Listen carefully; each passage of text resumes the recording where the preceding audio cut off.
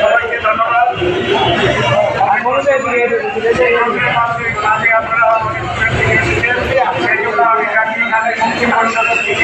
পক্ষ থেকে আপনাদেরকে ধন্যবাদ জানাই। আজকে জাকির খান মুক্তি পরিষদের আহ্বায়ক উপস্থিত আছেন বিভিন্ন থানা জেলা নেতৃবৃন্দ।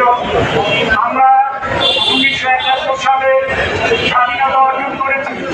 এই স্বাধীনতা অর্জনে ভারতের কিছু সহযোগিতা ছিল, কিন্তু আজ এই যে আমরা যে 2024 সালে স্বাধীনতা অর্জন করেছি, এই অর্জনে কোনো বিদেশি শক্তি আমাদের